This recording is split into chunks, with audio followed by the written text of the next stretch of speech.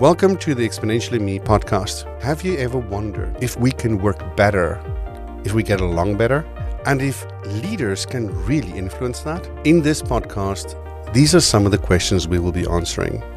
We'll be talking to some amazing people from all around the world, not just thinkers on this, but the doers, giving you practical information that can make you a better colleague and even a better leader.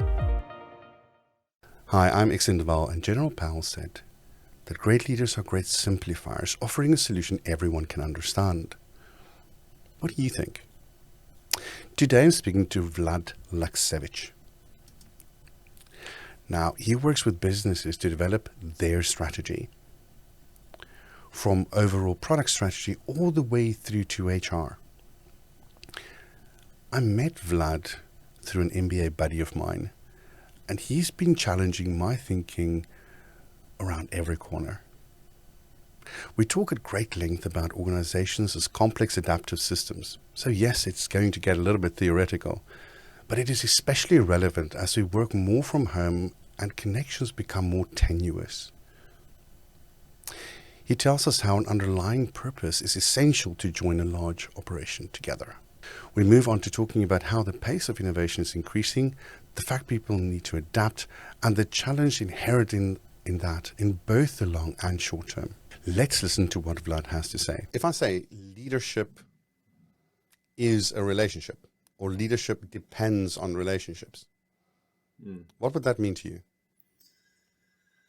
Yeah, it's an interesting one. I maybe in the context of organizations or businesses, it's a bit easier for me, it's less abstract just because of my background to talk kind of in that context, to make it a bit more specific and less abstract. I tend to view the businesses or organizations as I believe that they should be defined as complex adaptive systems that have certain characteristics that shape the behavior of that overarching system. And that statement resonates with that view of how to deal with leadership in complex adaptive systems. So without getting too technical on the characteristics of a complex adaptive system, I think there are a few things I'd like to just highlight there. The first is, well, what is a complex adaptive system? Well, it's characterized by a large number of mainly individual components or agents.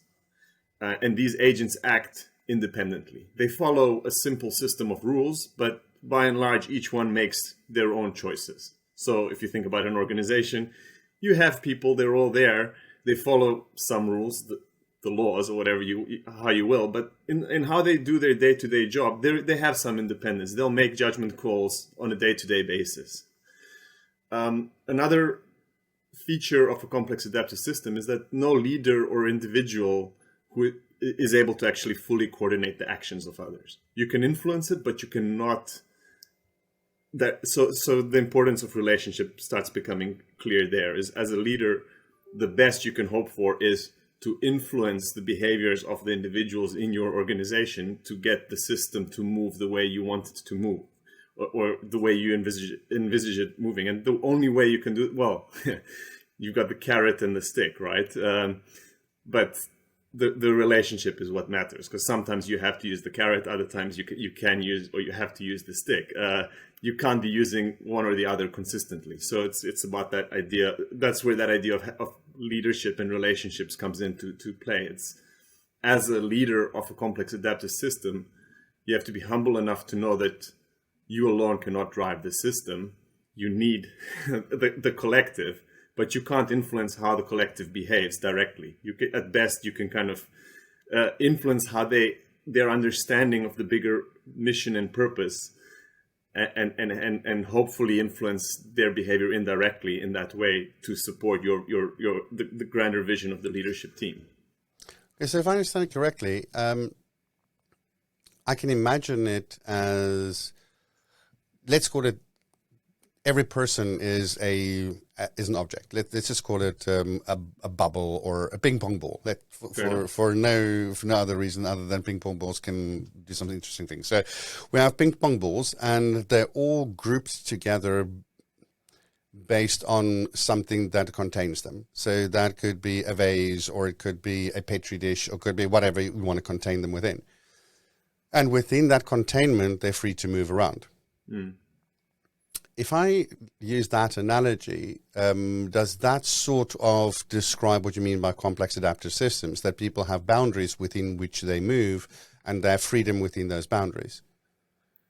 Yes, I absolutely. I think it does. So within that vase, you can control, that they stay in the vase. Of course, there's overflow, but you can control that they stay in the vase. But you can't control the movement. If you shake the vase, you can't control where a ping pong ball is going to move from one part of the vase to another. I mean, it's a bit different because they're not moving independently in that context. But the analogy is, I think it's, So let's just say that it's a big enough thing so the ping pong ball can float around like you have in lucky draws or so it's basically randomized movement. Yeah. Where I think about relationships where that's concerned, if I put it out of context, I think about it as bits of elastic that attaches two balls together. Sort of like the anchoring principle, where we don't move too far away so that people still find us to be okay. We have this desire as humans for others to like us, or basically to belong somewhere. And so when we're in a team that has a high cohesion factor, it means that the elastic bonds between those members within the team tend to be stronger than with people outside of that team or outside that container. Which then limits the movement within our complex adaptive system. Yeah, it's an interesting take. I see where you're going with it. I think that you need to keep in mind also, because it's a complex system, you need to keep in mind that those bands, if you want to call them that, are going to also shift between ping pong balls and are going over time are going to move from and be created at different places. And again, I like the band analogy because it goes back to I talked about the carrot and the stick, and in a good relationship you will have things that are. You will have conflict in any healthy relationship. It's just part of a relationship, right? There's going to be good times. There's going to be conflict, and it's how you go through that. And as a leader, it's how do you maintain that elastic? Sometimes you stretch it out further, and it's kind of thin, and other times you bring it in closer, and it's that kind of balancing act, basically.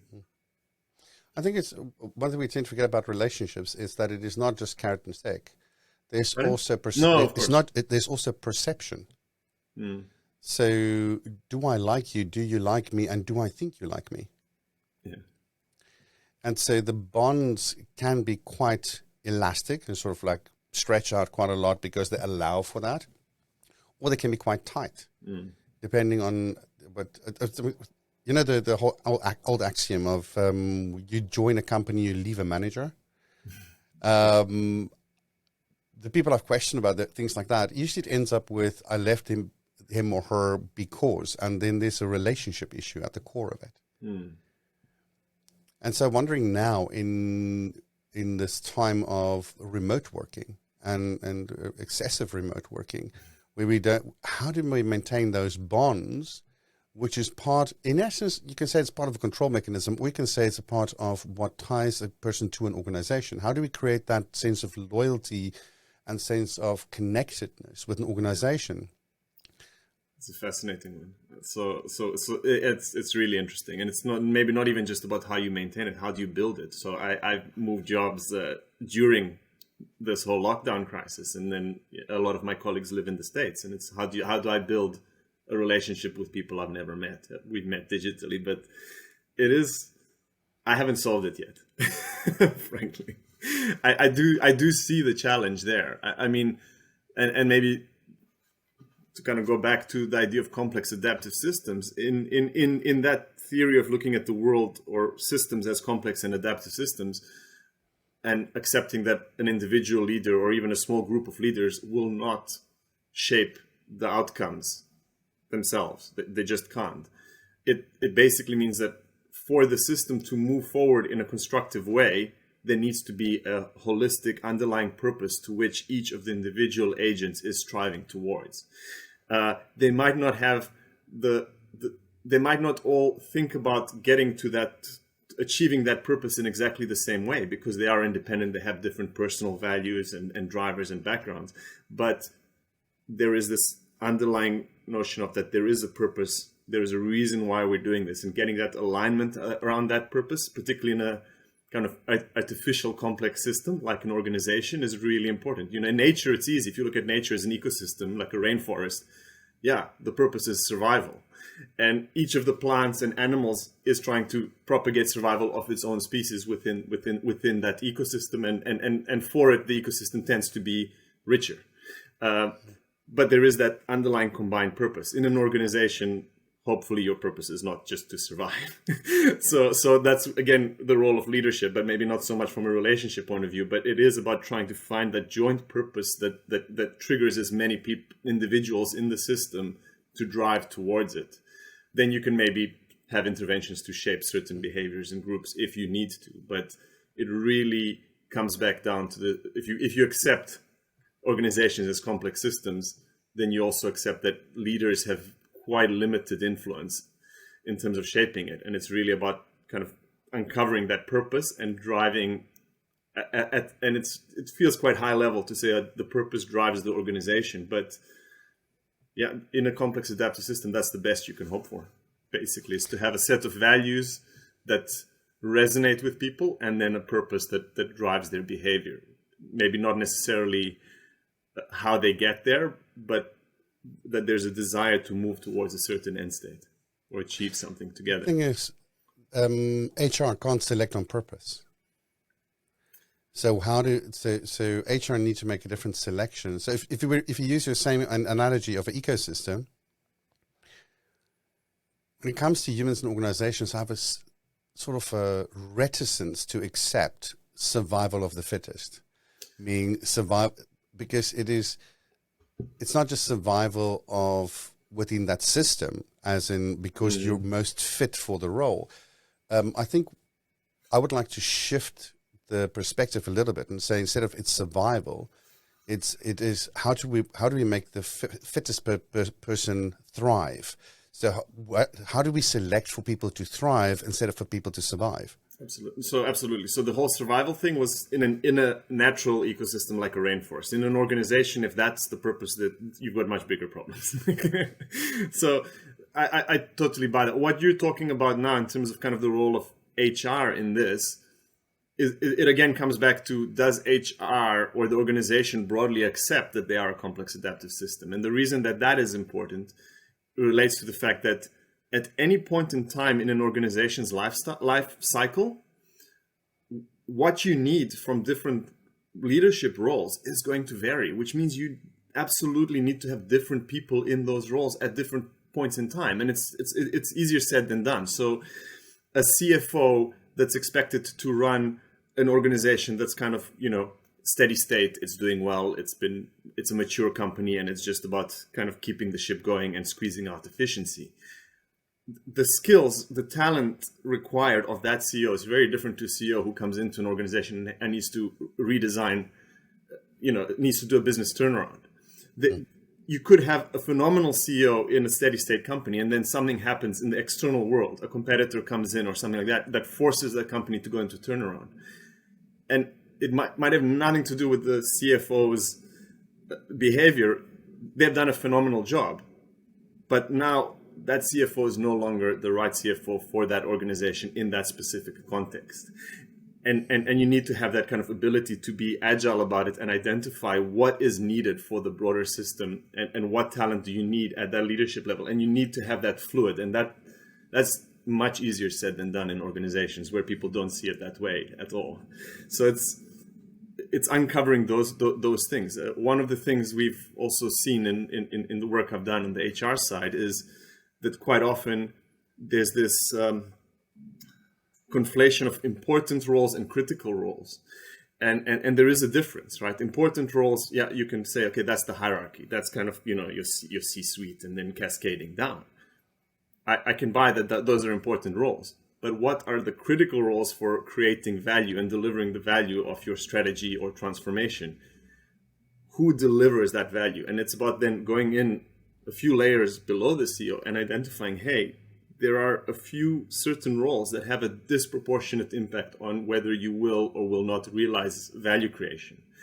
And then, you want the leadership team to focus, to have their focus 100% on those roles, making sure that they help remove barriers and to value creation that those roles might face within the broader system. So that's kind of maybe how I see the role of HR playing out in this complex adaptive system, is being able to understand what is the purpose of, or if, let's not talk about purpose, what is the context that the business finds itself in now, and therefore what roles are needed to get us through this in the best possible way. And it doesn't need to be kind of at top leadership. It's about uncovering what are those points of leverage that have a disproportionate impact, and then really over-investing in those. Like even when you're doing a massive transformation of a business, there is a part of the business that just needs to carry on running as usual to keep the machinery going. And there's important roles associated with that, but they're not value creating. They're just kind of keeping the engine running.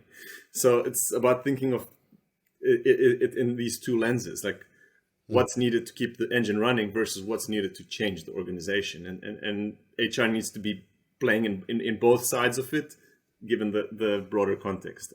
If that makes sense. Yeah, I think HR is undervalued. Let me give you an example. I think from what you're telling me, I think I would like to use Gilead Sciences as an example in that.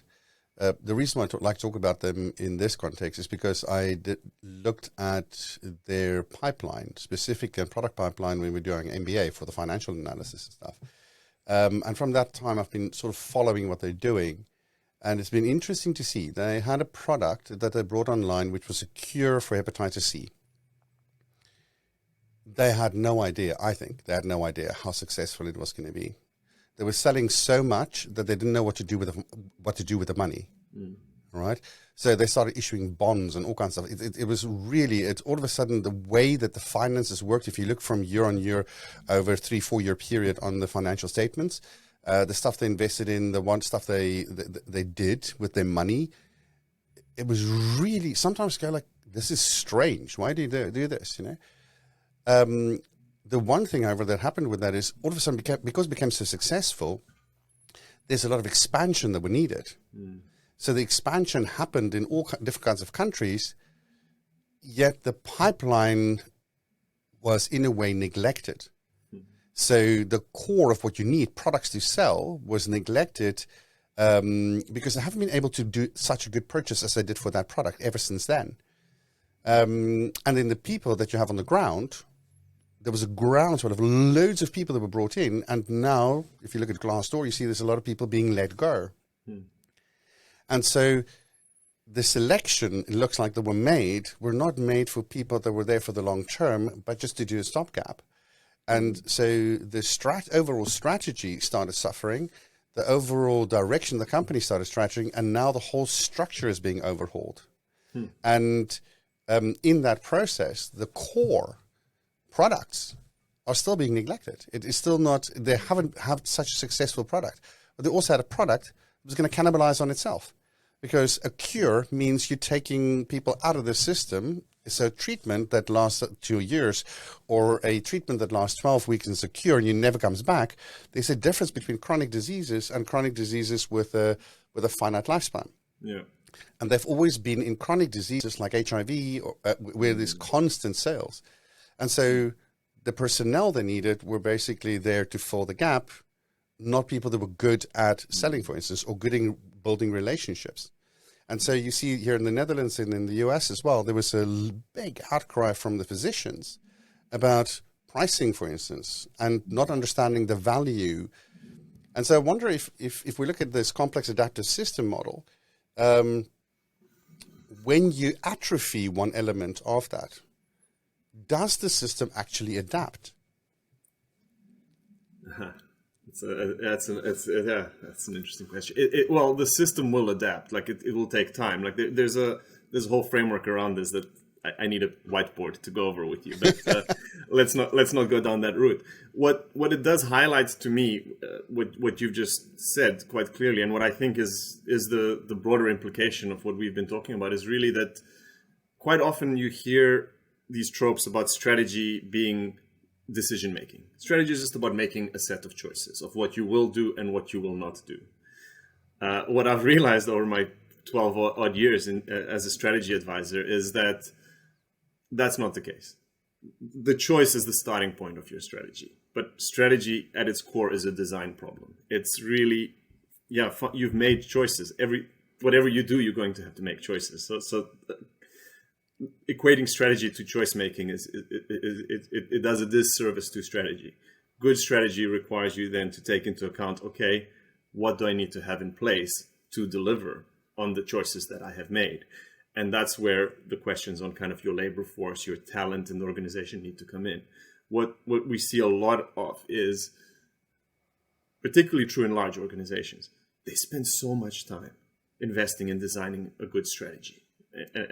A good strategy, or even, and if we're not talking about a strategy, just investment decision, capital investment decisions, due diligence, consultants come in, it gets validated, revalidated, reviewed by the exco, by the board. That all gets done, but you forget the talent side of it. So how do you make talent allocation decisions? Oh, that's something for in some organizations, HR, in others, no, it's even the line manager's problem, really. So you have this disconnect between how you make decisions related to capital versus decisions related to talent. And as we move into this more asset-light world, and you look at income statements of companies, well, historically, always kind of the labor costs have been the largest component on income statements, and it's still the case. So your talent investments you're not treating them as investments. So I use that term loosely because you're treating them as just a cost of running the business. But absolutely, your employees are an investment. And you hear CEOs so often talk about our people are our greatest asset. The truth is, in most organizations, when you go in, that's not how they behave. They really behave. The capital investments, the infrastructure we invest in, that's the key assets. The people they're there. We pay them a good salary, but you don't apply the same rigor to your people decisions that you do to capital investment decisions, which for me suggests a huge disconnect there. And it's BCG did a study last year about why 70% of digital transformations fail to deliver on their results, and they came up with 6 factors. 4 of the 6 factors are related to poor talent allocation decisions. So either not identifying the right talent, not removing the barriers in the way of those talents. It was really just saying you make good choices around what needs to get done, but who needs to do it, that kind of gets left to autopilot. And then how can you be surprised when the value is not delivered? Because you're saying, well, we made all the right choices. Then you start blaming the people. And if you don't define the roles that you need and then work to allow those roles to do what they need to do, you can't be surprised when the value of your capital decisions is not realized. Companies are not Excel models. There are those people that are making independent decisions. And if they don't have the clarity on what's happening, and if you don't have the right people in place, the best strategies are doomed to fail, frankly, because you just don't have the execution power. So it feels like a waste to overinvest so much on the capital and the strategy side if you're not going to then translate that to your talent decisions. I agree. And I think there's 2 things. I mean, there's always this age-old thing, which is a little bit more simplistic. Culture eats strategy for breakfast, which is the people that cannot execute based on the restrictions within them or within how things are done. But the other side for me is the rigor you were talking about. I think that's a very interesting thing. We're constantly evaluating the return on the investment, and if we need to shift our investments into different parts, where do we go with the capital? But when it comes to people, we don't employ the same kind of how do we get the maximum value out of the investment, which usually means investing in people's talent. It's not just buying in the right person and buying in the right talent. There needs to be a development, because I feel that we're talking about these bonds, in the complex adaptive systems. The moment we just cut them through, the rebound of that, the recoil that happens is the way that I would like to look at organizations, where we just cut instead of investing and shaping. We create holes that take a lot longer to fill, and the damage that was done means the reestablishment of those kind of bonds take a lot longer. Yeah. And so I'm just wondering if what are the things that if, let's say for instance, I'm in middle management, what are the things that I can do to shift my view towards a complex adaptive system thinking on the one hand, and the other hand is what kind of things would work to invest in people? Yeah, it's a fun question. The first part of it, as a middle manager, what can you do? From what I have seen, it quite often is about stepping back and looking at the big picture of what's good for this organization, not necessarily my own business unit. I think a lot of the issues stem from managers having a kind of their own kingdom defined within kind of what their business unit is or their team. And what ends up happening is you end up creating these bonds within your team, but how do they relate to the broader organization? And that lack of that big picture means that you might have phenomenal talent in your team at a certain point in time. Circumstances change, and your team still has the same people, but maybe your resources would be better deployed within another team. Now, very few middle managers or managers are going to say, yeah, okay, here, take 3 of these amazing people, into your team to another middle manager, because it's the right thing for the organization. But that's essentially, you need to get there. And then you have scholars, academics, consultants like Gary Hamel, for example, who's for long been arguing about this idea of that managers are a waste of time, that organizations should be self-managing teams. If the teams have a common purpose and shared values, people will figure it out themselves. You need a lot of structure to get that right. And he seems to have had some success in his engagements in getting that right with relatively big corporations, but it comes with its own challenges. So I don't think there's a one-size-fits-all solution for this. And I don't think you could always do what he proposes, particularly, for example, in highly regulated institutions like in banking, for example. It's just what Hamel talks about is just not realistic. It sounds almost like a holacracy, which is something that Tony Shea tried with Zappos. Yeah. But that didn't seem to work very well. Yeah, that's true. So holacracy had a lot more structure to it than some of the stuff Gary Hamel talks about. But yeah, I don't think there's a one size fits all. It requires you to really take this kind of I think that's where the problems actually come from, is that we take this best practices in HR or in organizational design and then try and force it onto different businesses. So you end up having quite similar structures in different organizations. And then there is a question, well, why does that make sense?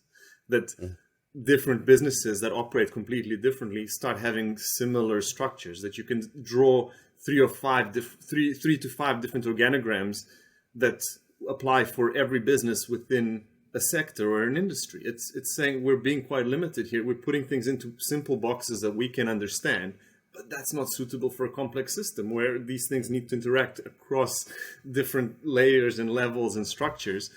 That's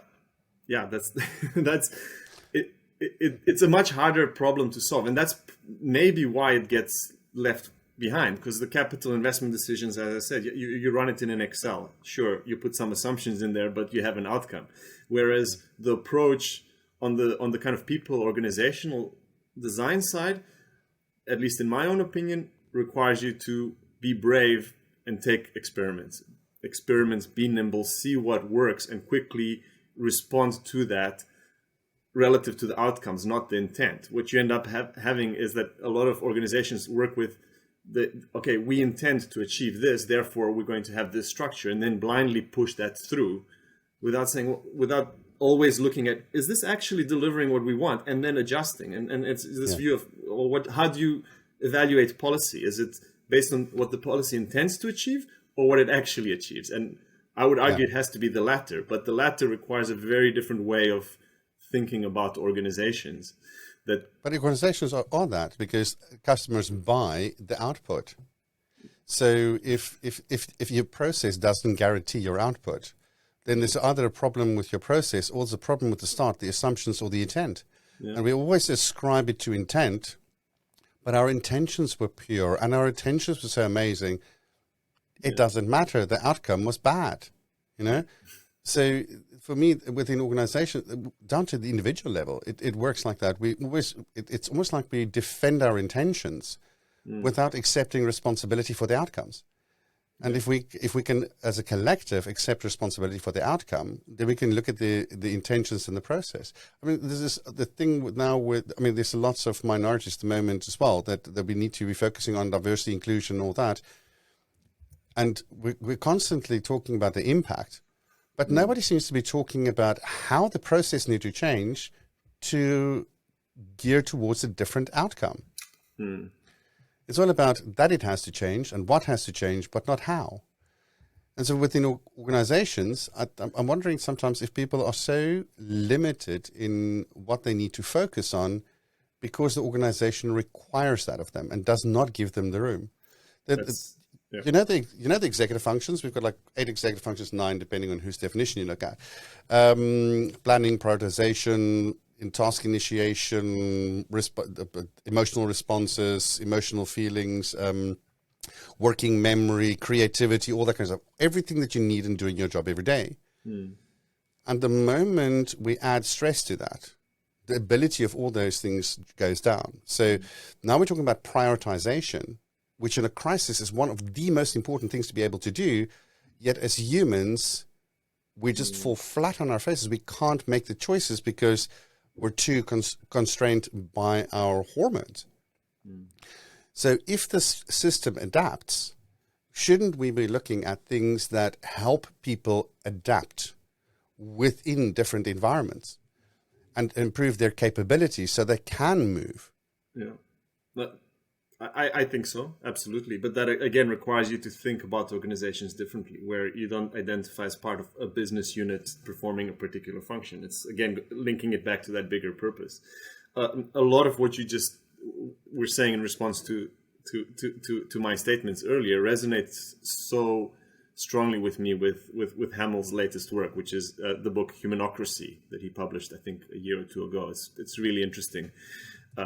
Where he indeed talks about this. He says that, you know, that is indeed the issue in organizations, is that the intent is there, the intent is good, but as long as employees are not empowered to step back, look at the big picture and understand the ultimate goal, not the intent of what their function is being asked to do, because most of them don't, in large organizations, you just don't have the privilege of even knowing what the desired outcome is. So if you're in a IT department of a large bank, linking yourself to the customer, it's not particularly easy without some clarity there. It requires an investment to be made to make some of those links stronger to people, but it because of the cascades and the silos that are built into the way we do organizational design, a lot of the time the messaging just doesn't get to everybody, and maybe it doesn't need to get to everybody. Again, to that idea of, are you just kind of running a business in a steady state, or do you need the transformation? And in the steady state situation, you could argue it's not an issue. People don't need to know everything; they just need to kind of, you know. But in a period where you're undergoing a transformation, and arguably so many industries are, given what's happening with digital and of course, COVID has accelerated that. How do you look at making sure that the critical roles that may be 3 or 4 layers within an IT or an HR or a finance or somewhere else, how do you make sure that you've identified those roles and are making sure that they're not driving by intent, but driving by the desired outcome, towards the desired outcomes? That's really kind of the principal challenge that you want to try and solve for. There's no one size fits all. So the solutions you come up with will vary depending on what are those critical roles that you need to realize the value. And then secondly, what is the value that needs to be created? So where do those roles sit? And a lot of research, I can't remember the exact name of the book. I think it's 8 Lies About Work or something like that was published recently. They also talk about culture, this idea of talking about organizational culture being just a large misnomer, basically. They say there's no such thing as a homogeneous organizational culture, particularly in large organizations, that it will form differently in different departments and within different teams. So you could take that further and say, well, by identifying the critical roles, investing in them and making sure they're exhibiting the right behaviors, if you will, the right subcultures in the right teams are going to form. So there's a trust element there, of course, but it is about how you think about it. If you're getting the right outcomes, then the culture kind of comes second to that, but will not be homogenous around the organization. It's quite easy to just bunch everything else into that's organizational culture. But from my own experiences working in a bank for 4 years, I've seen how the culture is very different. If you sit in IT and ask people in IT to define the culture versus if you sit with the bankers on the front end, you're going to think it's completely different organizations. So there is definitely some truth in that. No, I get that.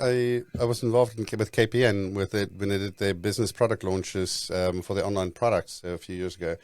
And I was involved all the way from the initial product ideation and seeing how that will impact the delivery processes, specifically online delivery processes and the support processes.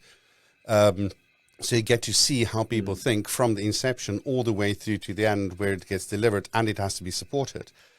And the cultures were completely different. I can imagine. And seemingly the purposes seem to sometimes be at odds with each other. Yeah. So let's just run with this whole thing. It's okay. So if organizations are complex adaptive systems, and their random movement is constrained by rules or boundaries, and relationships or something similar creates an anchoring point, so people don't move too far away from a specific anchoring point. So it is a complex adaptive system, but it's not completely free. All right. Then we need possibly different ways of measuring things and steering things. Oh, absolutely. Because at the moment, everything we've been taught up till about, let's say, in the last decade was hierarchy and driving performance through hierarchy. I mean, books like The Leadership Pipeline basically spell it out, how to create your hierarchy. And in stable systems, I agree with you, it will probably work. Yeah. But in times of crisis, how do you manage? That times of change.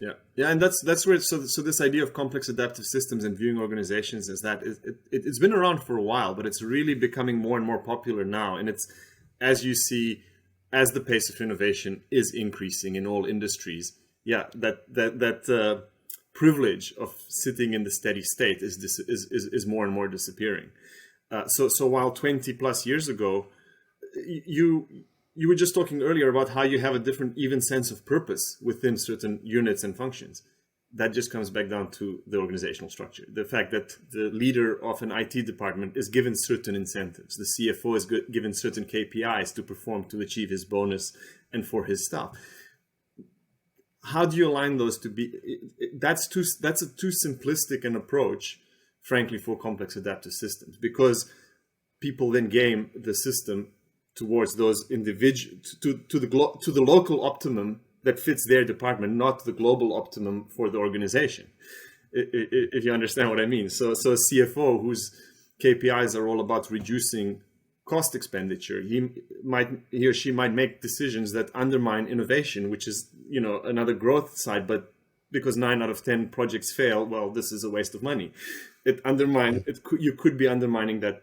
If innovation is part of your strategic agenda, unintentionally you could be undermining that. And it may be too simplistic, because you can say, well, that's easy, then just make sure there's a budget for innovation. But it's virtually impossible to account for all of these things. So there is an issue with how we incentivize staff in organizations, particularly within departments, when it's related to kind of their specific domains only. You start creating tensions in the organization that start building barriers, and why you hear so much talk about silos. I think what's interesting, I spoke to John Molidor. He's a professor of psychology at Penn, and we were just talking about how the human brain works, and how, when do things start stabilizing? And you have this period up to about 25, 27, and then things start stabilizing. Mm-hmm. So learning different things or adapting your mental models after the age of 25, 27 becomes much harder. Mm. So if we're looking at humans as complex adaptive systems, most of that adaptation has taken place by then. Now, if we have humans that are running organizations that are in a steady state and they prefer the steady state, how do we adapt organizations that are human rich? That's an interesting one. Well, to go back to complex adaptive systems, and one of the key characteristics of a complex adaptive system is that devastating unexpected events are going to happen. Like that's events where there's a radical reduction of wealth, happiness, abundance, whatever you want to call it, in a system. That's going to happen. You have to accept that in a complex adaptive system. They may be internal or external. So in an organization, it could be the departure of a founder, basically, for example, that could have devastating effects that are completely, you could not forecast them. It could be a hurricane. It could be a terrorist attack. Like it could be any number of things. That elimination of wealth is going to happen within any complex adaptive system always. And the responding to it in kind of the right way for a complex adaptive system, it requires you to look at your institutions, get rid of the ones that are hampering you, and then go through an experimental phase to see which ones fit the new context and go through that. So it's not necessarily that the individuals need to be adaptive, it's that you need to design the organization to be adaptive, to be able to move talent and resources very quickly based on what you're seeing transpiring, rather than based on kind of the historical intent, especially when something profound has happened that has affected your business. I don't know if that answers what you were. No, I think it's an interesting take, because if we say we have to move people within the organizations to now fit, let's say, in a different role or in a different area, because the organization finds itself in a different position within its own system, or economic system, or where it is in the world. It does, however, mean that those people that fit into those new places bring their static nature with them. So within the complex adaptive system, the lowest leafed objects, some of them are adaptive and others are not. Yeah. And so when we change organizations and the way that organizations are built, who builds the change? The person that is static and that cannot think about too far away from their anchoring point?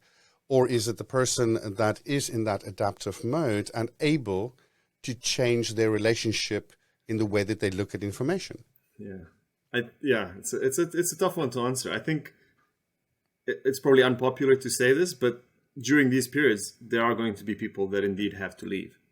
That just are, regardless of whether they were high performers in the previous context, in the new context, their talent might not be needed anymore. And if indeed they're not adaptive enough, then a decision needs to be made.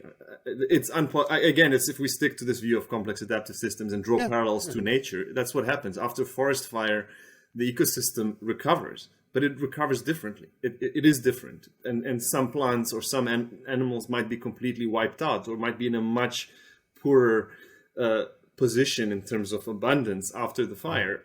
Fine, but that is the way the system works, functions, and evolves, basically. It's what emerges, the emergent patterns, basically, which is what you call it in complex systems.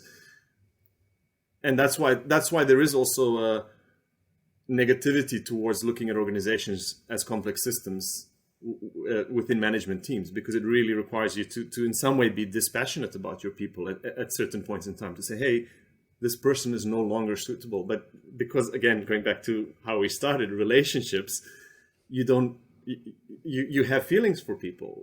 You develop these, so you have your cognitive biases that come in, and that's where maybe, to go back to another question of yours around HR, that's where maybe the role of an independent HR comes in, to say, hold on, forget about just the relationships. Is the talent you have right for the roles you need to get the jobs that you need to get done in today's context there? Do you have that in place or not? And then make maybe some hard decisions. It's not particularly popular view, but if we extend this logic of complex adaptive systems, it's an analogy. We're running with an analogy. Yeah. So let me ask you a binary question. They're always lovely, aren't they? Because they tend to put two juxtapositions against each other. Should we be investing in specialization, i.e. making somebody fit within that ecosystem in a very niche role, or should we be investing in people that are adaptive as well? So which should weigh more heavily, adaptive people or specialization and anchoring? Well, the right answer is both. Okay. I think it is both. Figuring out in what measure and where you need adaptability versus specialization again is going to be. It's not a great answer because it is going to be context specific to each organization, and I know businesses don't like to hear that, but that is how you. So back to my idea of strategy as a design problem. Yeah, each business is unique. The design solution for it is necessarily will be different. So running a utility, for example, maybe you do need a high degree of people who are highly specialized to deliver, a commoditized product. But maybe then in the leadership team, you need adaptability to shift the business model in a way that you can leverage the deep specialization you have. Whereas in other times it might be another way around. It's quite difficult to give a kind of clear, but I think you need both. You absolutely have to have both. And arguably, you could say, and this is just shooting from the hip, that the adaptability might be more important at the kind of leadership level. Being able to have that shift and step back, take the big picture view, and be, in a way, dispassionate about your business unit or your domain for the greater purpose. That I could totally see why you'd say you want more of a bias towards adaptability at that level, so that you can get rid of some of these fictitious constructs that we create in organizational design that then hamper progress sometimes unintentionally. I think it's one of the things I also see in teams is the way that people tend to view a unit within an organization. It's very, very sort of like let's look at how the aggregate adds together easily. Every person has to have the characteristic A, every person has to have characteristic B, and so on. And then if we have 1 million people with all the same characteristics, the job will be 1 million times easier, kind of thing. And so that's why things like Scrum or different ways of iterative approaches I like, because every individual within that does not have to be the same. It is the output that then becomes the most important. And finding the person that will fit in that niche that will make the total output better is sometimes not the biggest specialist. I mean, one of the things that we've been working with at the moment is cognitive empathy and the impact on problem solving and innovation. And how do you get more innovation or problem solving ideas on the table? So how do you get more answers to a problem? Is you have to have more ideas on the table. And the only way to get more ideas on the table is to get everybody's input. And yet when we're sitting in innovation teams, we don't. Because it's always the shy, retiring person sitting in the corner that doesn't say anything, or the person that's burning to say something but doesn't get the gap. And so when we run these sessions, one of the things we've implemented now is having 2 people run it. You have one person that's the observer and one person that's the executor. And the executor is somebody that loves process, and this is the process. We're not talking about this now, we're talking about that. And the other person is a person with high cognitive empathy, because they can see how people are feeling and thinking within that process. So they have the interrupt capability. They say, John, Peter, Sarah, Mary, Joseph, what would be your idea on this? Because I think you have an input you would like to give or something you would like to say. And so these elements, so when you were talking about earlier, where are those people with disproportionate influence within an organization? If I go down to the human relationship level, these people with high cognitive empathy tend to have a higher networking capability, so that they have more people that they've connected with, and thus have a higher influence within an organization. And shouldn't there be things like this, as we're discovering it now in the last 10, 15 years, these kind of people, shouldn't we be selecting for that? I mean, I think you have to have that. So you spoke about this idea of kind of homogenous cultures or people with similar characteristics and just searching for them. Let's go back to the analogy of ecosystems and look at natural ecosystems like a rainforest or just plants.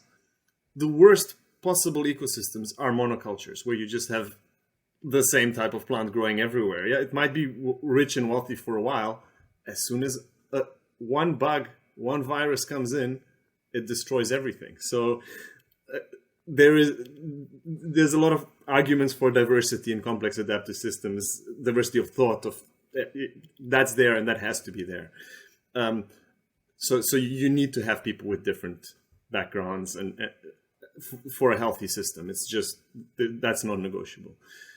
What you're talking about also on the innovation stuff, I totally see where you're heading with it and how you're thinking about it.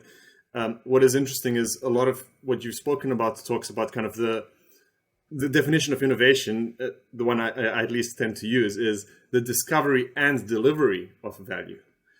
Quite often we get trapped into this idea of the discovery of value, where it's just about ideation, and you forget the delivery part, which is why so many innovation lab efforts fail in organizations, because it's all about generating the ideas, and then when you get to the execution, things start getting a bit flimsy. I'm not suggesting that the execution is necessarily harder than the that either is better or worse, but the execution is where most innovation efforts end up failing. Generating ideas is, you could say, is easier. I don't think it necessarily, good ideas, it's not easier, but you can generate a big shopping list of ideas. It's getting them executed. And then again, we go back to this idea of talent. And are the people involved in innovation in generating the ideas the right people to also execute on them, to deliver the value? Probably not in many cases, but we forget that. So you end up having this innovation team that leads the innovation process end to end. Do they have the right skills to actually deliver on actual innovation? Because if you're not discovering and delivering value, if you're just delivering new sources of value, that's more invention than innovation. And invention doesn't necessarily result in creation of value. It results in creation of new ideas. So it's just, again, linking it back to that idea of having the right talent, and also for leadership teams to have that maturity to say, okay, here's the cutoff. We've got these ideas, we've developed it as much as we can as an idea, and then when we go into delivery, maybe some people from this team need to stay involved. But typically, what you see happening is the innovation teams end up, all of them, being involved end to end. And is that the right choice? I don't know. In some cases, it might be. In many, you could argue probably not. No, I think it's an interesting question. On the delivery side, eventually it's delivered to someone that's going to use it. And it needs to meet those requirements. So from the design, it needs to make sure that it delivers on that, and you need easier ways to adapt. And I think Scrum does something interesting with that, or Agile teams does something interesting. I think people with high cognitive empathy has a role to play in both. On the one side is making sure that the ideas get to the table, but there are other things that need to get to the table as well. Any kind of resistance. Yeah. So when something gets implemented or delivered and there's resistance, there's ways of saying no, or people having difficulty saying no. Yeah. Those things need to come out as well, because those are the things that tend to be sometimes more insightful, what will not work, or the resistance to an idea or the implementation. Yeah. I think we tend to forget about the human element in this. We say, well, we're going to put it into a process and it's just going to work. Yeah. And so if we have organizations that understand the role of the emotive side of the organization, with people that have the intuitive capability to do that. I've never seen an organization test for it. It's all about cognitive capability. So can you calculate something? It's sort of like, if you're clever, then everything will be okay. Yeah. Yet we have brains that have been shaped around relationships that impact the way that we work with others and completely can destroy teams. What do you think of that, about that? Do you see there any tendencies towards looking for people that fit with people? In practice, no. So I think when you look at also like job descriptions for advertisements for C-suite executives, they talk a little bit about kind of the behavioral things that they'd like to see, but it's very much playing second fiddle to the more kind of hard, I don't like that term, but the more hard skills that are required. Or they talk about it vague, in vague terms like drive culture change and leadership. I think the biggest challenge that I've seen, and again, I haven't seen it being measured, as you said. Like, I don't know how you would go about measuring it. So I'm sure you have some ideas, but I do it every day. But okay, yeah, yeah, that's why I haven't seen it in practice in any of the organizations I've worked at being measured, and I haven't seen it act beyond kind of lip service. I haven't seen many organizations actually putting the emphasis on it. That you and I would agree with you is required for these kinds of roles. And I think it comes back to that challenge of measuring it and linking it quite explicitly to value. So I think it goes back to the previous problem. That's why leadership teams love ROI and discounted cash flow models for capital investments, because they have some figures that make them feel comfortable, even though a lot of the time those figures are kind of made up and based on really flawed assumptions. But that's a separate discussion. On the talent side, this is where it becomes quite difficult to make that quantifiable link. And also, how do you measure it and track it? And I'm not saying there aren't ways. It just, for a lot of leadership teams that are hired because of their technical skills, but arguably, by and large, that ends up being seen as kind of fluff or noise or something that's secondary to value creation. And I think the research shows it over and over again, that why large transformations and strategies don't deliver, if it's a sound strategy, is indeed because of talent mismatches in the organization. So, but for some reason, it's just not sinking in. We're going through the same cycle of stick to the numbers because they're quantifiable. It gives us a sense of security. And then on the talent side, how do we measure it? It feels there's a lot of uncertainty and fear related to that. And it is because it's messy. Of course it is. We're humans. I also think it's what we're used to. So yeah, of course. People say, well, yeah, but the research shows.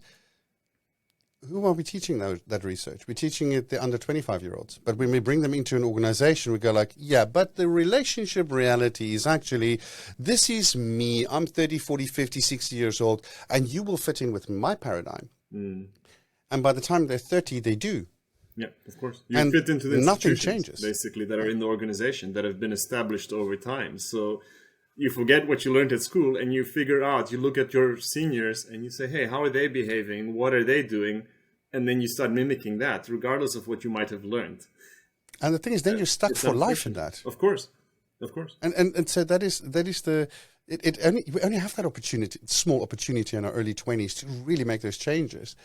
And so for me, it's when I look at organizations and I look at where I can see, I mean, one of the things I do, I tell people, you tell me the KPI you want to work on, okay, and I'll make sure that we can improve that. Simply because organizations have such a lack of looking at the relationships and the interconnectedness between people and how that drives performance, that no matter what we do there, all right, I mean, obviously we do a little bit more than just almost nothing, the impact is quite large. Yeah. Okay? And so it doesn't really matter what you want to measure, as long as you understand the complex adaptive system model and say, well, these are the things that I can influence with that and that. I can teach people to be more adaptable, to understand complexity, to understand that they have a different role depending on who they are, not just on what they can do. Yeah. And then the team starts self-adjusting. And when we introduce that and we create self-adjusting teams and we bring somebody else in, then the team can readjust in a way that has been predefined for them to talk about things. So give them the vocabulary, give them the structure to create a conversation to allow for the adaptation. But when people don't, they fall back into they jump out of the process that could help them, and they jump into what is natural for them, and which is what they learned by the time they were 30. Yeah. I find it disconcerting. There's not more people doing something about this. Yeah, I don't know the answer, frankly, but it is, you see it with large corporates all the time. Like, that's partially why I've had this challenge of moving ever into a large corporate, because as an outsider, you see it, it's very difficult to shape it. Like, you show it and some leaders see it and they try to do, but again, you really need, it's a huge effort to make some of these changes that we're talking about now. And yeah, again, the default is, well, maybe we invest in some other capital projects that will drive growth. It's easier. And it is. The thing is, for us as humans, as an individual, to change something in the way that we think or the way to perceive stuff takes a lot of energy. Our brains are always going, let's go for the option that's the least resistance. I mean, electricity and lazy people are like lazy brains. Our brains are lazy by nature. So they follow the path of least resistance. And if we have to put in effort and concerted effort to make these changes, we need a burning platform. That's the only other thing I can think of. Yeah. No, but that's it. So that's back to the complex system. With time, these individual actors, they build up institutions themselves. Sometimes they're enforced in the concept of business units, but you build up these institutions and relationships over time and patterns of behavior. And they serve you well until that large unexpected event happens that destroys value. And then you have to break those institutions and rethink that.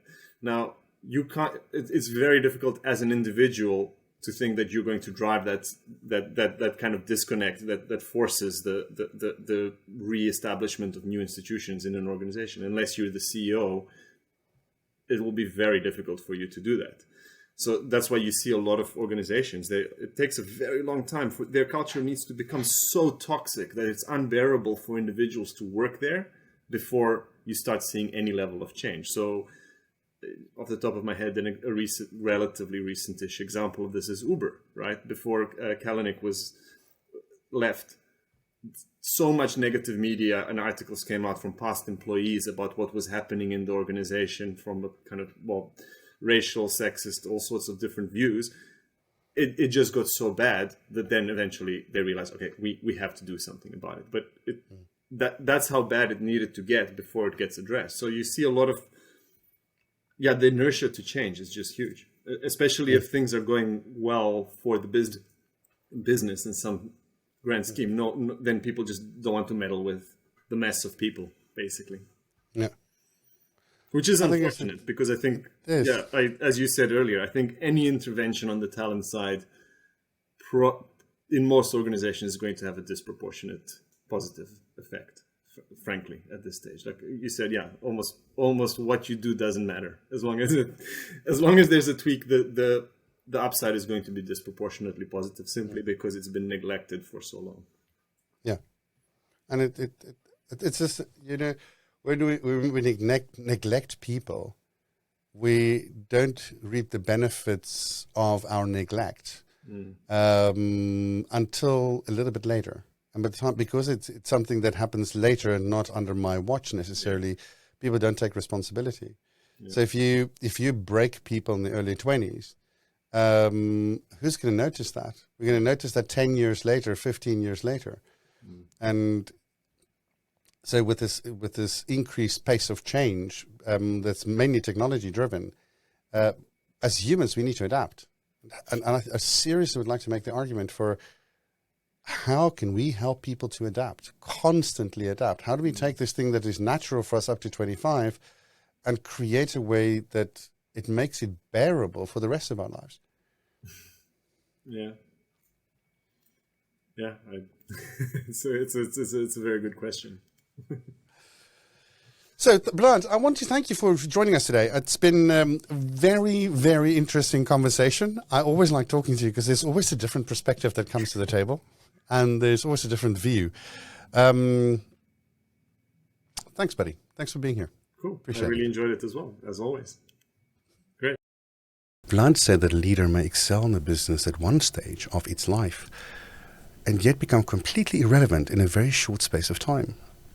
The moment the business enters into a new phase or a new environment, the changes may be too much for the leadership, and they may need to be changed to allow them to operate in this new environment. It's a little scary on a personal level, but I think if you learn to dance in the moment and move like the proverbial willow in the wind, we can see the change for what it is and adapt. I think rigidity is our biggest enemy as leaders. Now go out there, be exponential, and do something nice for someone else.